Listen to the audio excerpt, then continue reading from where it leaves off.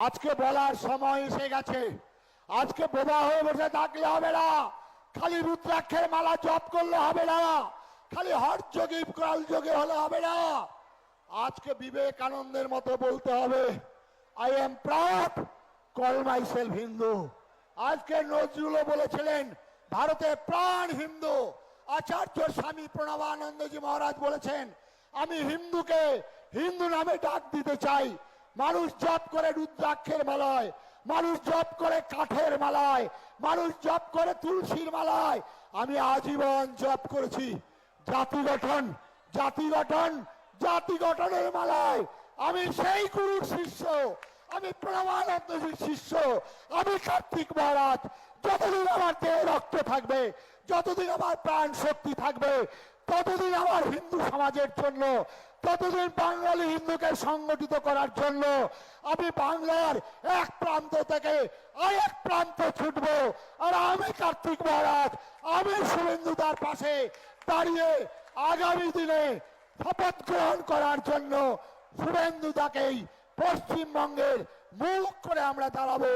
সুতরাং আসুন, সমস্ত রকম দোষ ত্রুটি আর সমালোচনা নয়, আলোচনা নয়,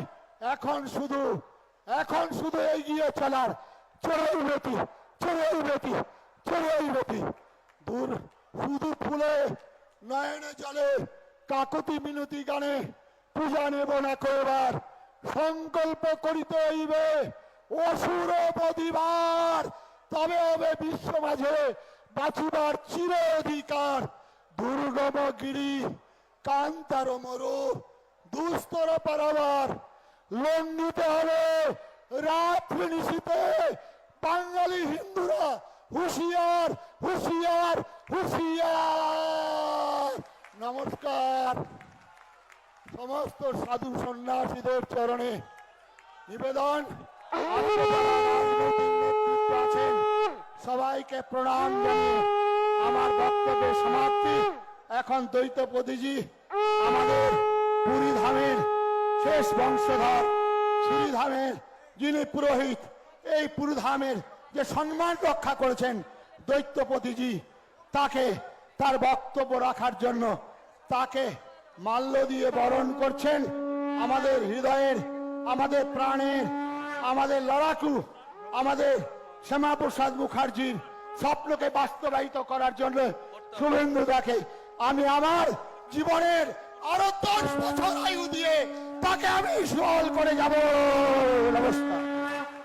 সম্মাননীয় কার্তিক মহারাজ জিকে পদ্মশ্রী, আমাদের পদ্মশ্রী, আমাদের বাংলার রত্ন। भारत माता की জয়, भारत माता की জয়।